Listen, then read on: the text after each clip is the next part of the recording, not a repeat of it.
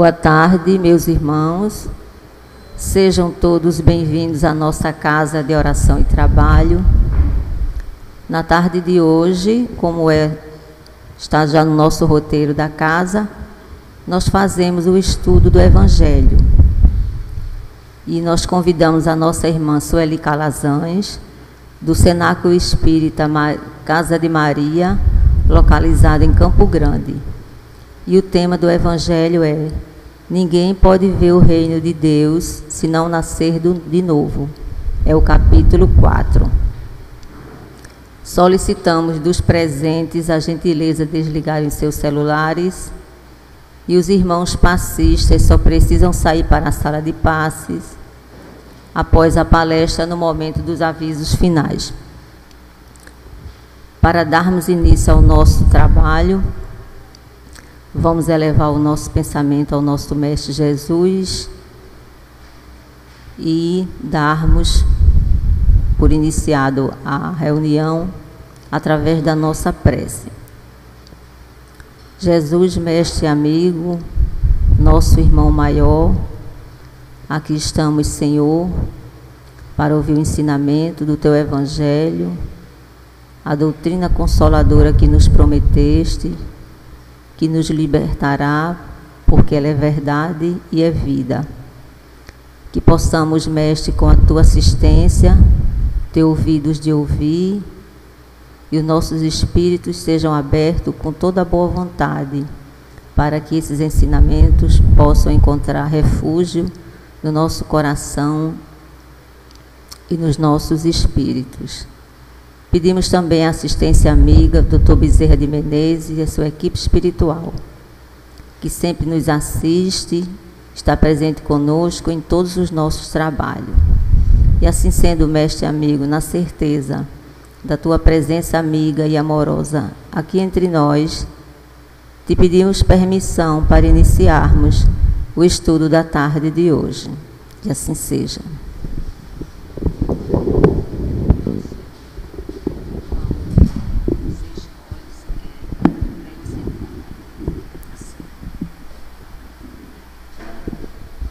Que a paz do nosso Mestre Jesus permaneça em nossos corações por todo sempre. Esse tema da tarde de hoje nos convida à reflexão sobre o processo de reencarnação, pois não poderemos atingir esferas mais elevadas, conhecer o reino de Deus, se não melhorar a nossa conduta, a nossa forma de pensar e de agir. E como uma única encarnação torna-se bastante difícil para isso, daí a ideia de reencarnação se fortalecer mais e mais, até porque muitos dos homens partem para a pátria espiritual ainda com pouca idade. É preciso retornar até que se possa aprender a amar como ama nosso Mestre Jesus a todos nós. Desde aquele momento, quando Jesus caminhando entre nós, neste planeta, seus discípulos e amigos já aceitavam essa ideia da reencarnação. Daí questionarem entre si os profetas quando retornariam. Elias, Jeremias, João Batista, quando estariam de volta entre os homens. E se questionavam, perguntavam constantemente. Em determinado momento, nosso Mestre Jesus convida Tiago, João e Pedro para lhe acompanhar, enquanto os demais discípulos seguiriam na frente para esperar por eles, após essa caminhada, e juntar pessoas aflitas para estar em contato com o Mestre Jesus. E assim os demais foram, e esses três seguindo Jesus. Era mês de agosto, bastante quente, e eles se dirigem a um monte.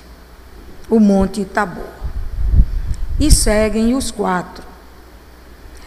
Por ser um período de calor, o sol durando mais tempo, então era poucas horas de calmaria. O calor ardente, aquelas vestes pesadas, e seguiam os 4. Quando se aproximam do monte, levam aproximadamente 4 horas para chegar até lá em cima. Cansados, os 3 discípulos vão recolher, adormecer um pouco, para descansar, refazer as forças. Enquanto o Mestre Jesus, com o hábito da sua oração vital, permanente, se recolhe para conversar com o Pai Celeste. Já era início da noite, o que favorecia o sono mesmo para todos. E os 3 discípulos adormecem, quando são surpreendidos com vozes. E aí todos despertam. Que comentários, com quem o mestre estaria conversando se eles estavam dormindo? Ao abrir os olhos, contemplam uma beleza, uma imagem maravilhosa. Jesus transfigurado com uma enorme luz em sua volta, que não lhe permitiam observar com clareza o que acontecia em volta. Mas, reconhecendo que Jesus conversava ali com Moisés e com Elias. E assim eles permaneceram por alguns instantes, perplexos, felizes e admirados. Findando essa imagem, essa visão, o silêncio se fazia. Não sabiam como se aproximar do mestre. A luz ainda era muito forte, ofuscava, porque não apagou assim tão rapidamente. E continuam em silêncio ali. No dia seguinte, já nos primeiros raios do sol, decidem então que é hora de voltar e se juntar aos demais discípulos que aguardavam por todos. Lá embaixo do monte, já numa parte mais plana, onde deveria também estar aguardando por Jesus uma grande multidão de aflitos. A inquietação dos 3 discípulos em querer perguntar ao mestre o que tinha acontecido. E aí vão descendo a montanha e perguntam então: "Ô mestre, quem deveria retornar primeiro? Não seria então Elias?" E Jesus para um instante e diz: "Elias já esteve entre os homens e não foi reconhecido, não foi bem tratado. Ao contrário, foi perseguido e torturado, da mesma forma que acontecerá com o Filho do Homem." Ou seja, com o próprio mestre, também não estava sendo reconhecido a sua superioridade espiritual, e pela essa incompreensão nossa, seria também perseguido e machucado duramente. E aí continuam descendo o monte. E ele sempre, de vez em quando, perguntando ao mestre algumas coisas que nos fazem acreditar o quanto a presença da ideia de reencarnação era tão forte entre eles. Ao chegar na planície,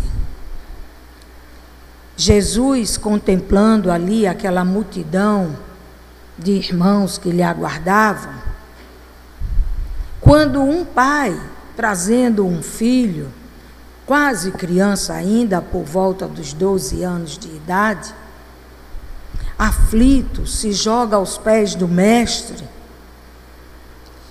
e lhe suplica fervorosamente a cura de seu filho.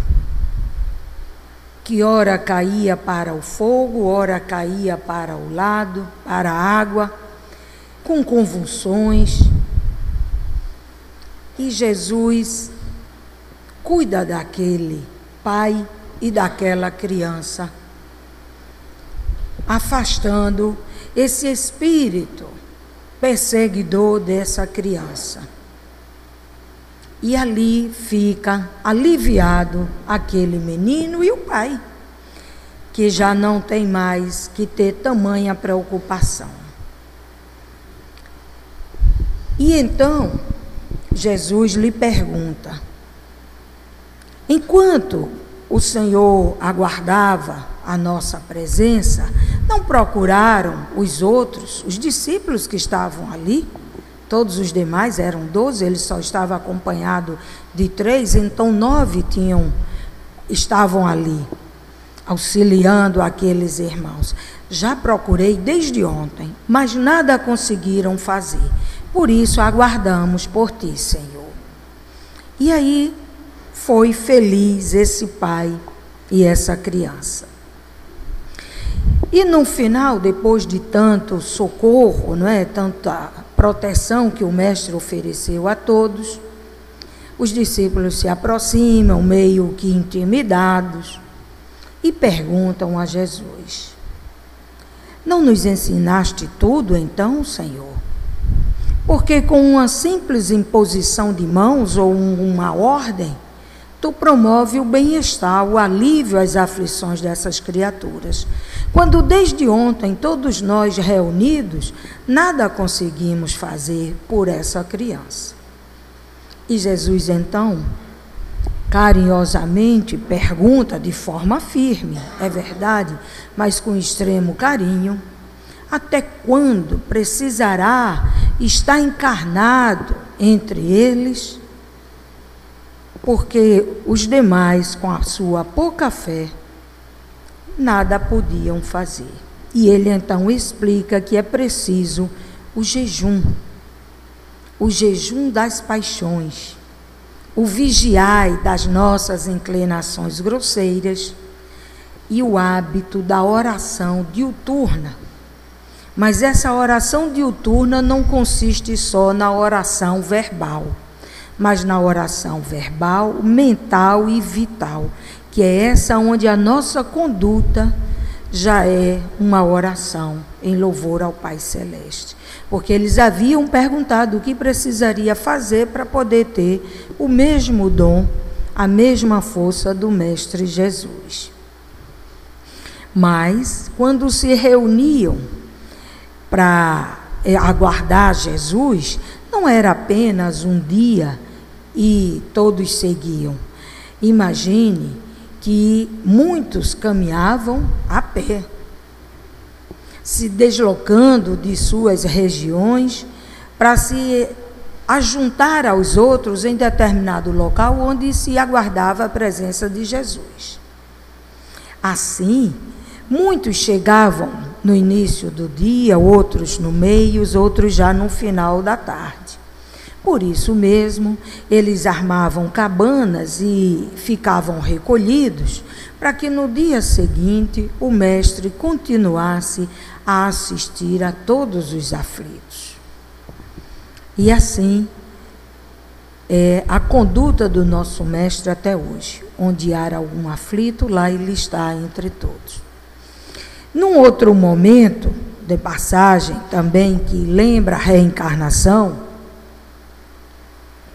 era um sábado, que o dia do sábado era negado o trabalho, você tinha que louvar a Deus. Era uma lei deles de que o sábado era para seguir até o templo, ficar em oração, meditar, conversar com o alto. E a gente às vezes fica refletindo, e era preciso marcar dia e hora, às vezes em determinadas épocas sim. Porque naquele momento, o trabalho, não existia sindicatos. Então, quem dava a jornada de trabalho, o salário, as condições eram os patrões.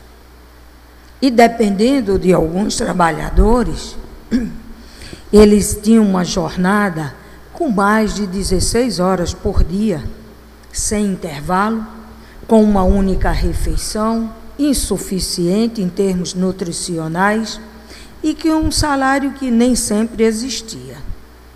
Por isso mesmo, para que pudesse renovar as forças físicas das criaturas, se obrigavam aos senhores, naquele momento, esse intervalo. Além disso, precisava-se também voltar para a igreja, para os templos, para a oração. E era uma forma que os homens encontravam de poder organizar a sociedade dessa forma. E Jesus não infringia a lei. Ele não veio destruir leis.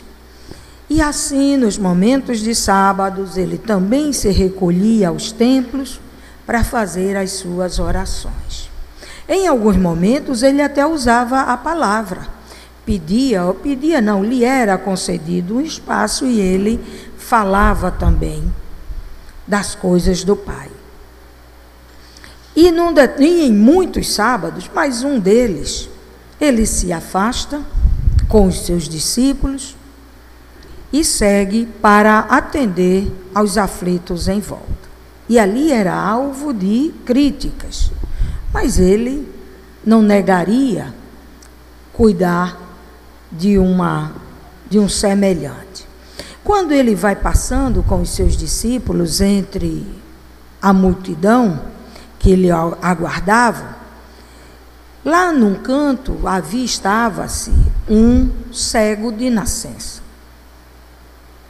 que não buscou o mestre, que não procurou, nem foi trazido por ninguém, apenas estava lá esmolando, que era o único trabalho permitido na época era esmolar.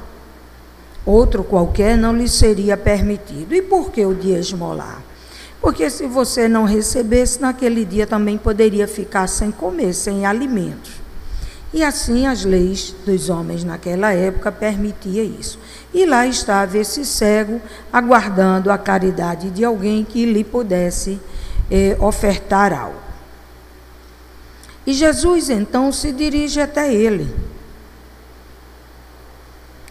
chamando a atenção de seus amigos, de seus discípulos, que lhe pergunta: mestre, se esse homem é cego de nascença, ele recebeu um castigo de Deus, não foi dos homens. Se ele recebeu um castigo de Deus, ele é um grande pecador. Mas se ele já nasceu assim, então ele não pecou agora. Ele peca de outras épocas. Ou então é para punir seus pais.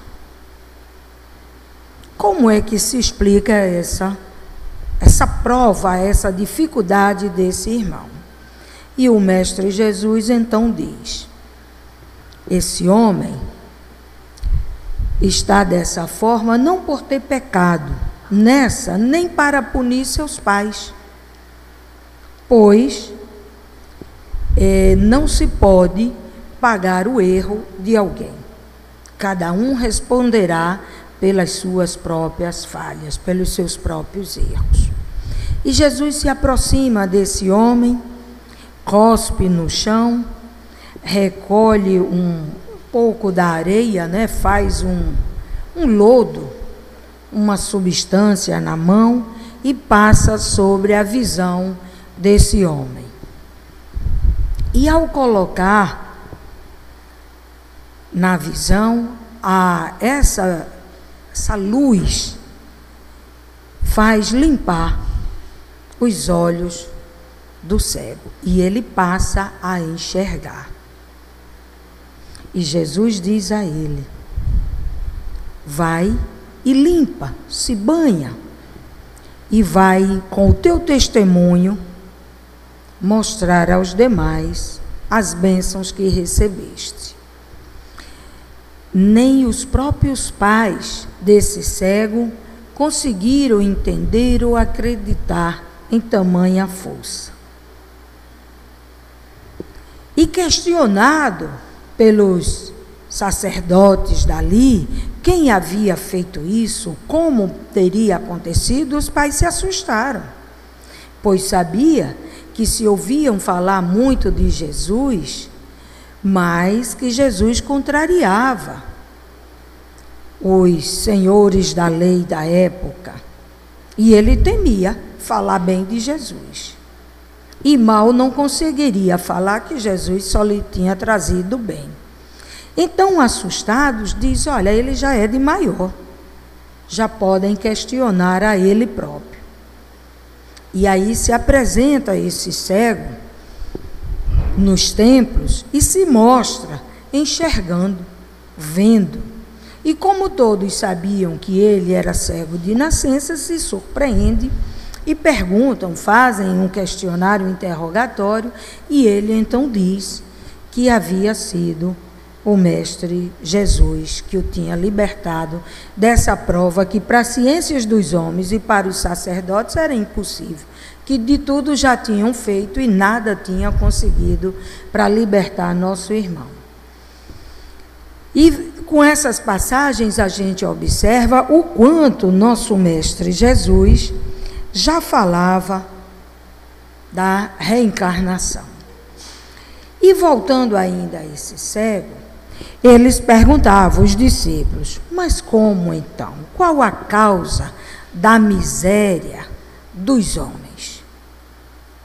Se ele não pecou nessa reencarnação atual, nem veio para punir seus familiares. Entende-se que as falhas ou foram do passado, mas ainda esse em especial, o Mestre disse, ele veio desta forma para dar o testemunho da força do Filho do Homem. Então, as causas de nossas aflições, elas são de duas ordens, anteriores a esta reencarnação ou da reencarnação atual. Mas também, algumas das nossas provas podem não ser necessariamente uma reparação de alguma falha cometida, mas para darmos testemunho da força do alto. Existem sacrifícios das quais às vezes o homem concorda, aceita e se submeter para promover a união da família, a união de alguns, da sociedade de um modo geral, servir de exemplo, pois os benefícios da cura, antes de tudo, precisa ter merecimento. As causas das nossas aflições de ordem anteriores, elas necessariamente não são cobradas na reencarnação seguinte. Depende da nossa prontidão para ter êxito em determinadas atividades. Outras, estamos tão fragilizados, enfraquecidos, que o Mestre, a misericórdia, decide então adiar um pouco essa cobrança. Mas tem as causas atuais, que muito mais nos cabe cuidar delas. As anteriores serão tratadas se cuidarmos das atuais. As misérias nossas podem se apresentar de ordem econômica, física, espiritual, psíquica. Dizemos misérias porque misérias são aquelas situações da qual degrada a criatura. Isso nos chama a atenção para ver que uma situação difícil aos nossos olhos, aos olhos de outros, podem não ser. Imagine uma situação de ordem econômica, não ter um teto, não ter o sustento para uma serenidade, a tranquilidade. E para uns isso pode ser absurdo, uma situação de grande tristeza. Para outros podem viver com alegria, feliz, sorridente, com um pouco dos bens materiais que possuem. Existe uma história, não tem constatação da sua veracidade, mas ainda assim uma história bonita, que tem por título O Amor na Latinha de Leite.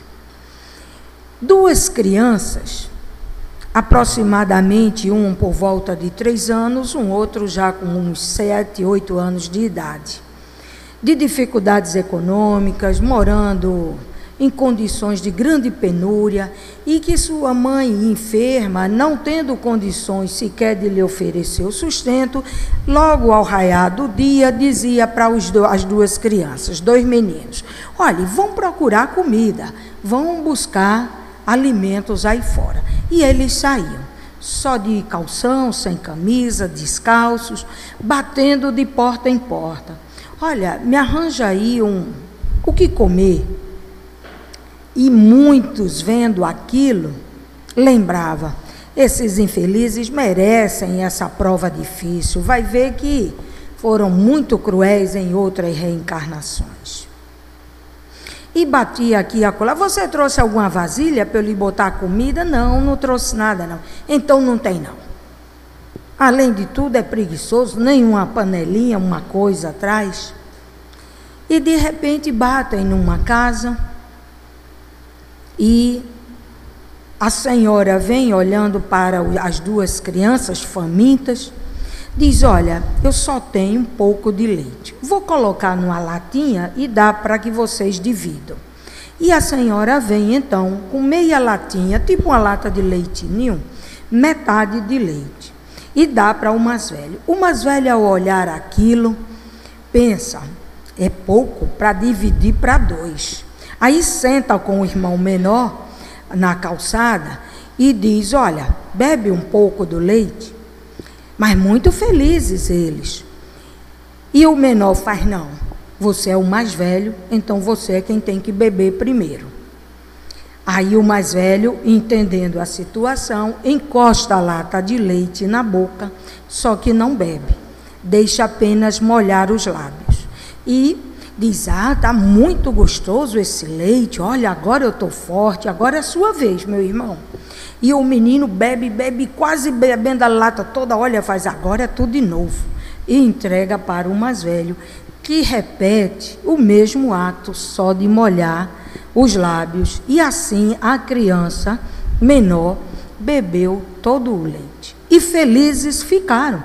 E ainda aproveitaram a latinha para sair jogando como bola, rolando para lá e para cá, e continuaram batendo nas casas a pedir alguma coisa em benefício de todos. Veja que uma situação econômica de grandes dificuldades, para eles, não lhes traziam grandes constrangimentos, não de ordem moral. Essa passagem nos chama a atenção para que nós não temos a força de fazer o mal a quem quer que seja. Nós temos a invigilância e fazemos mal a nós mesmos. Observe as famílias que desperdiçaram a oportunidade de dar uma assistência àquelas duas crianças. Que mal fizeram aquelas crianças? Elas, pelo seu merecimento, vão receber de outros. Não recebeu daqueles, mas vão receber de outros. Agora, aquele que se nega a exercitar a compaixão, a solidariedade, esse sim, faz um grande mal a si mesmo, se endividando nessa, e se não tiver o bom senso, discernimento de reparar ainda nessa, vai se endividar para outros momentos, outras épocas. Deus nos cria iguais perante a origem, os meios e a finalidade. Todo espírito é criado simples e ignorante. quer dizer, sem vivência alguma, sem orientação específica para um ou para o outro. Todos somos criados iguais. E os meios de aprimoramento é a reencarnação. Para todos. O ritmo, cada um é quem vai dar. Se eu vou precisar de bilhões de reencarnações e outros só de milhões, graças a Deus para aquele que tem maior força para vencer as distrações do mundo e ser obediente às leis divinas. E é nesse processo de reencarnação que nós só poderemos entrar no reino quando estivermos libertos das nossas falhas, das nossas dores. A reencarnação, em outro momento, lembrado também pelo Mestre Jesus, quando ele nos convida a reconciliar. Reconcilia-te com vossos adversários enquanto caminhas com ele. Isso nos lembra que eu posso caminhar sem ele. E aí vou ter que retornar a esse encontro para poder ajustar as diferenças. Se a gente tivesse a consciência realmente de que isso é real, nós não guardaríamos rancor, ressentimento nenhum. Porque não sabemos qual o momento que o Pai Celeste nos convidará ao retorno à pátria espiritual. Pode ser daqui a alguns segundos, pode ser daqui a algumas décadas. E se eu não buscar exercitar o perdão, eu vou levar esse ressentimento, do qual vou ter que cuidar dele. Eu vou ter que eliminar, vou ter que trabalhar esse ressentimento, esse remorso. Por isso, o perdão. O perdão é o remédio para a reconciliação. Mas esse perdão sendo oferecido imediatamente, a fim de não guardarmos nenhuma energia negativa, pois essas energias no nosso interior atraem espíritos sofredores e desconcertam o nosso organismo, provocando enfermidades. E se durar longo tempo essas energias, poderá comprometer severamente nosso corpo orgânico.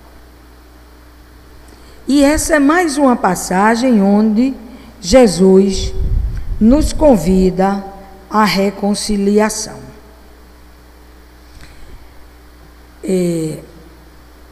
Uma outra história, também uma história criada, inventada, mas que serve como exemplo, tem como título Você é Deus. Conta que na Segunda Guerra Mundial, onde deixaram alguns países numa condição de miséria, e uma criança, por volta de menor que 9 anos de idade, muito faminto, ferido, sem paz, sem paradeiro, estava vagando perdido nas ruas. E um soldado, ainda num daquele jipe do exército, se dirigindo para o lar, observa aquela criança com o rosto encostado numa vidraça, a contemplar algo, e soluçava, e se contorcia como se tivesse com dor, segurando no abdômen. E ele, comovido com aquilo, que ele estava agora, após o final da guerra, observando os efeitos, os resultados tão dolorosos de um movimento como é uma guerra. E ele para o automóvel e se dirige para próximo da criança e fita aquela criança simplesmente. E vê que a criança salivava, chorava. e ele estava diante de uma padaria.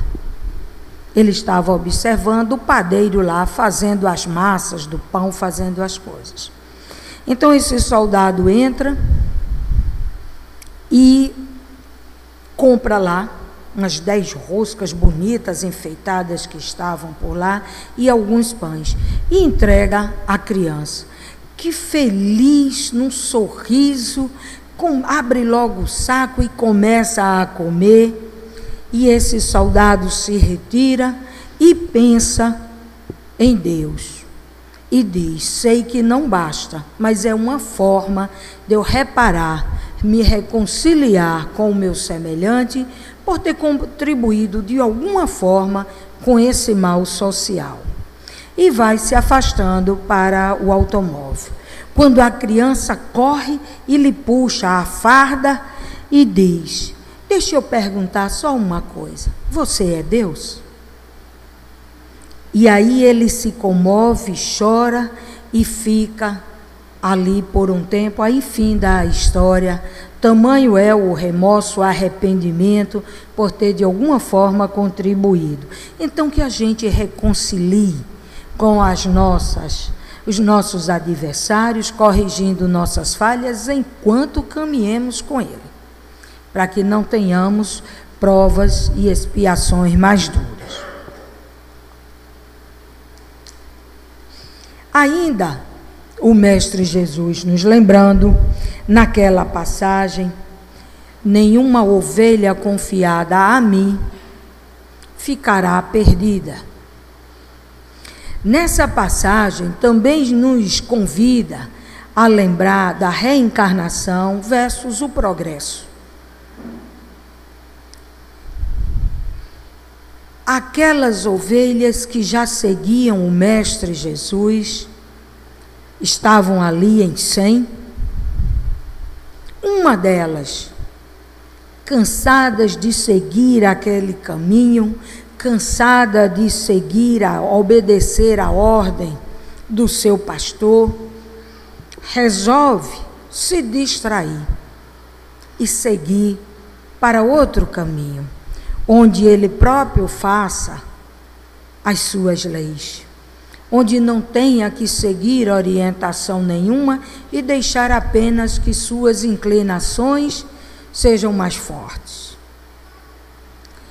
E o Senhor, o pastor, observando aquilo, não abandona as 99. Ao contrário, com extremo carinho, cuida e conduz todas essas 99 ovelhas para um caminho, um lugar seguro. E deixando-as todas asseguradas, então volta para buscar, orientar aquela ovelha que precisa retornar, para aprender a importância de seguir as orientações do alto. Isso nos convida a lembrar que Jesus, mais uma vez, mostra que se não seguirmos as leis divinas de forma com alegria e obediência, precisaremos retornar a um mundo material, a um mundo de provas, de expiação, a um mundo de oportunidades para se ajustar às leis e só assim ficar no reino seguro como essas 99, num lugar feliz, seguro, tranquilos e protegido.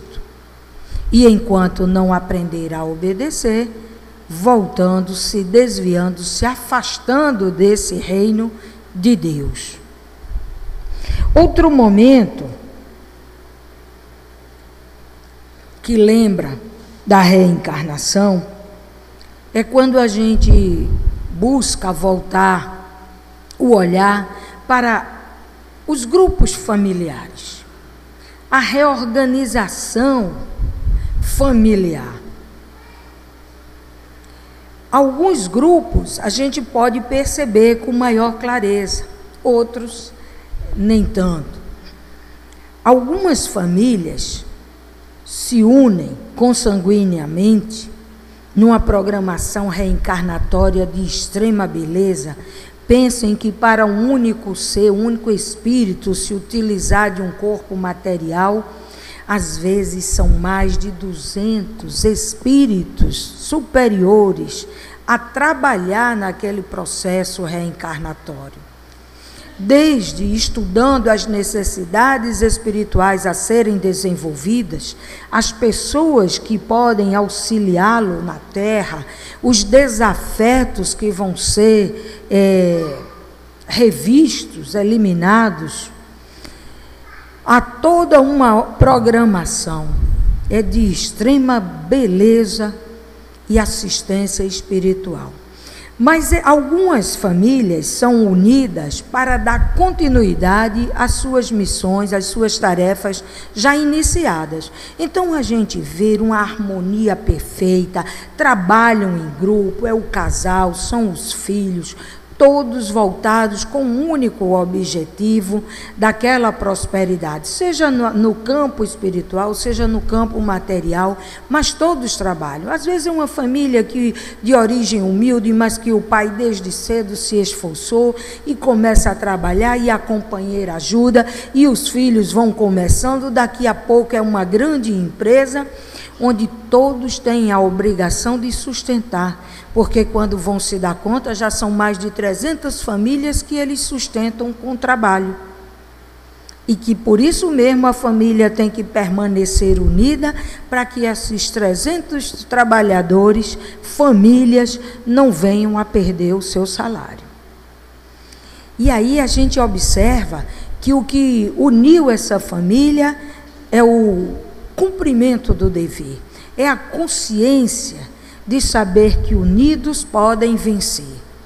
Outros são famílias onde o casal dá o exemplo de união, de fraternidade, de respeito, de evangelho dentro de casa, e ainda assim, um entre tantos filhos não se ajusta e traz esforços maiores para a família. E em alguns momentos, esses pais podem até se sentir fragilizados, achando que erraram. E nem sempre erra. Em alguns momentos pode ocorrer, sim, o fracasso, principalmente quando se deixa de levar o evangelho aos filhos. Mas nem sempre é um descuido dos familiares, é um espírito tão endividado que precisava de toda essa dedicação familiar para ver se vencia as dificuldades. E nem sempre consegue. Feliz daqueles pais que conseguem levar, pelo menos até a maioridade, aquele filho num certo caminho do bem. A partir dessa idade, tendo ele o discernimento psicológico adequado, cabe a ele então responder pelos próprios atos. Enquanto sob a guarda dos pais, realmente fica a família mais vulnerável a essas situações. No Mundo Maior, traz um exemplo. O Mundo Maior é um livro de Francisco Cândido Xavier, pelo espírito de André Luiz. Não sei qual o capítulo, mas é entre os 10 primeiros. Traz um exemplo de um espírito que utilizou muito mal o seu poder político e econômico da época, em uma das suas reencarnações, provocando grandes atritos, discórdias, guerras, violências às famílias. Ele se alimentava dessa força política e econômica que possuía, construindo assim um grande número de desafetos. Era grande o número de pessoas que se consideravam injustiçadas e que passaram a persegui-lo. Tanto no mundo espiritual, quanto ainda nas reencarnações futuras, ele era severamente bombardeado, perseguido por tais obsessores, ao ponto do seu perispírito vir se comprometendo, se endividando, se deformando. E ele, já cansado disso, arrependido, recorre à misericórdia, clemência. E restava ainda 2 fortes perseguidores dessas épocas, que não se convenciam em se afastar dele, não. E aí a programação reencarnatória diz: olha, é hora da gente trabalhar o grupo familiar de forma que tu possa receber o alívio, diluir os atritos, se reconciliar com esses adversários, que só restam 2 agora, mas são fortes. Vamos então buscar a reconciliação com esses irmãos. Há várias reencarnações, esses estavam resistentes no mal contra esse espírito. E aí, ele vem numa família onde o casal era extremamente de paz. Primeiro, que os pais sabiam que tratava-se de um espírito endividado moralmente, com perseguidores, e que eles se colocavam à disposição de auxiliar aquele espírito, mesmo conhecedor da dureza deles, mas vendo o tamanho do arrependimento, se colocavam amorosamente para receber esse irmão. Então ele vem com um corpo deformado, muito limitado, pois grande era a perturbação no seu perispírito. Ele vem com paralisia cerebral, cego, surdo, mudo, sem grandes movimentos. E que ficaria assim por 8 anos, sendo cuidado pelos seus pais, recebendo todo aquele carinho, toda aquela luz, até porque esses pais haviam sido vítimas dele. E como prova do perdão, ele, se envergonhando, iria sendo merecedor de maiores bênçãos. Mas a misericórdia é tamanha que, como evitar a um espírito num corpo tão limitado a ação desses perseguidores, desses obsessores? Agora é que eles achariam uma condição bastante favorável para se aproximar e maltratar mais ainda. Esses 2 obsessores estavam na programação reencarnatória de surgir como filhos, ou seja, irmãos dessa criatura, do qual, vindo tempos depois, poderia cuidar dele. E assim foi. Esses 2 obsessores, que já eram filhos desse casal, puderam ajudar os seus pais a cuidar dessa criança, desenvolvendo todo o amor e toda a compaixão, porque eles podiam correr, brincar, pular, assistir televisão, ir para shopping, e aquela criatura ali inerte. Então eles foram desenvolvendo esse amor, essa caridade, reconciliando, diluindo todos os atritos de outras reencarnações. Então a programação reencarnatória é de extrema beleza, e que a gente deve começar a olhar já no grupo familiar. Não é à toa que nós estamos entre um e outro. É para podermos cumprir com os nossos deveres, as nossas responsabilidades, seja de pai, de filho, de irmão, de mãe, de amigo, vizinho, profissional. Se estamos assumindo alguma atividade, que possamos realizar com alegria e dando o nosso melhor, porque o Mestre nos pede perfeição dentro das nossas forças. Não é a perfeição do Pai Celeste, mas é a perfeição relativa às nossas possibilidades. E assim, o benefício que uma reencarnação oferece: prolonga laços de afetividade. Como é comum a gente observar aqueles entes queridos que conviveram uma reencarnação inteira juntos, como um casal, mãe e filho, e ao partir, e o outro fica, e já enfraquecido, próximo ao seu momento de voltar à pátria espiritual, relata que está vendo a presença desses amigos e familiares, que é com grande alegria que eles se apresentam, já com uma forma bem melhorada, e aquilo na preparação, na tranquilidade, para que possamos ter a certeza de que os laços de amizades ficaram, permanecem, e que vamos dar continuidade, estreitando e aumentando mais e mais essa união espiritual. Da mesma forma são os desafetos. Se eu me considero acima do outro só porque o outro tem algo a menos que eu posso considerar menor, porque aos olhos de Deus o que parece ao homem um insucesso, aos olhos de Deus pode ser um grande sucesso. E aí a gente desperdiça a oportunidade, e levando esses desafetos, seremos advertidos por eles a se reajustar às leis divinas. E com essas reflexões e tantas outras que tem junto ao Mestre Jesus, do convite a ele à reflexão da reencarnação, é que nós podemos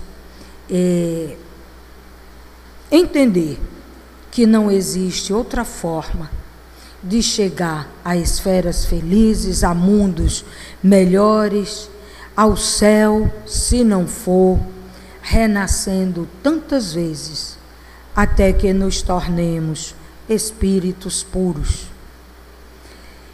E não podemos pensar que porque estamos no mundo de expiação e prova, onde a miséria é tamanha, eu vou deixar para quando chegar no mundo de regeneração, dar uma acelerada no meu progresso espiritual. Pois só chegarei no mundo de regeneração se começar nesse, a mostrar que tenho a mínima condição de me ajustar às exigências do mundo de regeneração. No mundo de expiação, o mal ainda predomina. No mundo de expiação e prova, perdão, o mal ainda predomina. No mundo de regeneração, esse mal já tende a diminuir a sua força e crescer o bem. Se fizermos uma avaliação, a gente pode dizer, mas eu já estou nesse patamar, eu já me esforço em fazer o bem. Mas lembrando de que muitos espíritos perderam o paraíso por não se ajustar no mundo de melhor categoria, retornam, não regridem moralmente nem intelectualmente, mas socialmente podemos nos afastarmos de mundo mais felizes se não nos ajustarmos às suas condições. Comecemos já com pequenos cuidados. É o hábito da oração ao deitar. Isso vai nos proteger da aproximação de espíritos menos esclarecidos, que são nossos perseguidores ou que são afins pelas nossas condutas. Se eu tenho o hábito de salientar as falhas alheias, esses espíritos que também têm o hábito se aproximam. Me lembro agora também, falando nisso, de uma outra obra de André Luiz, mas não me lembro qual, conta que dois amigos encarnados, desde a infância, quando um deles partiu para o mundo espiritual, ainda por volta dos 35, 40 anos de idade, e o outro ficou. Por volta de mais ou menos 2 anos após esse amigo ter desencarnado, o outro começou a lembrar dele e a falar mal dele, maledicente. Aquele meu amigo, eu pensei que era meu amigo, mas estou vendo que não era tão bom não. Ele fez isso, fez aquilo e começava a salientar. Quando ele vai dormir, invigilante por não ter feito a oração, esse companheiro desencarnado vem lhe dizer que não é bem dessa forma, que ele realmente foi um amigo fiel e que ele estava usando de má fé, querendo denegrir a sua imagem. E ele passou a ter pesadelos, se torturar.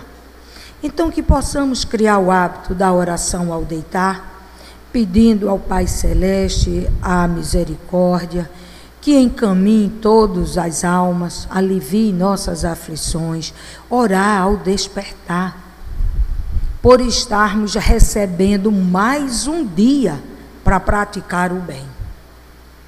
E que quase sempre a gente continua repetindo a mesma forma, as mesmas coisas, mesmo tendo um dia novo para ser melhor, para perdoar, para reconciliar, para estender a mão. E ainda assim, as distrações da rotina nos afastam desse olhar.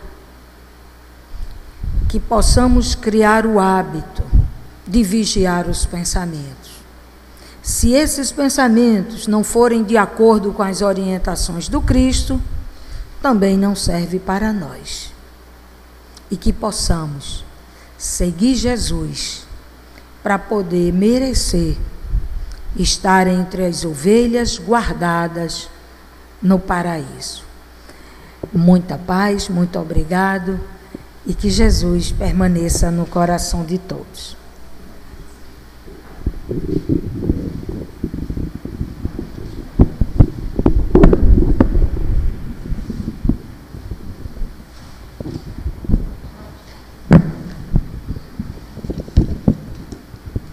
Obrigada a nossa irmã Sueli Calazans, que pela primeira vez vem aqui à nossa casa, pela explanação da tarde de hoje, e queremos tê-la novamente no futuro próximo. Obrigada, Sueli. Os avisos da nossa casa: visitem nossas vovozinhas diariamente a partir das 14 horas. E nós temos aqui a campanha do quilo, que é realizada todo primeiro domingo do mês, das 8 às 11 horas. Todo domingo, às 16 horas, nós temos a reunião da Mocidade Espírita e a evangelização infantil. Amanhã, segunda-feira, às 19h45, teremos a reunião de consulta espiritual. Na reunião de terça-feira, às 20 horas, teremos palestrante convidado, o nosso irmão Estevão Coimbra, da Associação Espírita Lar de Silas, localizada no Rosarinho, que fará o estudo do Livro dos Espíritos. Toda sexta-feira nós temos aqui na casa a noite de estudos espíritas. E esse estudo é realizado sob o comando do nosso irmão Bruno Tavares. Na primeira sexta-feira nós estudamos André Luiz e a vida no plano espiritual. A segunda sexta-feira estudamos Allan Kardec, o educador e o codificador. E na terceira sexta-feira estudamos Joana de Ângeles e a psicologia espírita.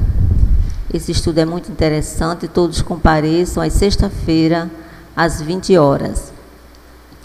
Acessem o site da nossa casa, www.casadosumildes.com, com toda a programação da casa, e o blog do Bruno, bruno-tavares.zip.net, com um artigo semanal aos domingos, e a TV do blog 24 horas online. O artigo postado essa semana é o perispírito, o modelo organizador biológico. Vamos encerrar a primeira parte do nosso trabalho fazendo a nossa oração de agradecimento. Mestre Jesus, amigo maior, nosso irmão incondicional, te agradecemos, Mestre, pela oportunidade de estarmos aqui, ouvindo a tua doutrina, esses ensinamentos do teu Evangelho Consolador. Que esses ensinamentos, Senhor, possam encontrar refúgio nos nossos corações, nas nossas mentes. Que possamos colocar em prática, Senhor, as necessidades que temos de nos aperfeiçoarmos, pois as nossas reencarnações dependem exclusivamente das atitudes que tomamos na vida presente. Agradecemos também a assistência recebida através da nossa Mãe Maria Santíssima, a grande Mãe da humanidade, a assistência que tivemos também do nosso irmão Bezerra de Menezes, o nosso mentor espiritual, que está sempre conosco, dedicando esses momentos de assistência para todos nós aqui presentes, encarnados e desencarnados. E assim sendo, mestre amigo, te agradecemos a oportunidade, a alegria de estarmos aqui reunidos em teu nome. E te pedimos permissão para encerrarmos a primeira parte dos nossos trabalhos. Que assim seja.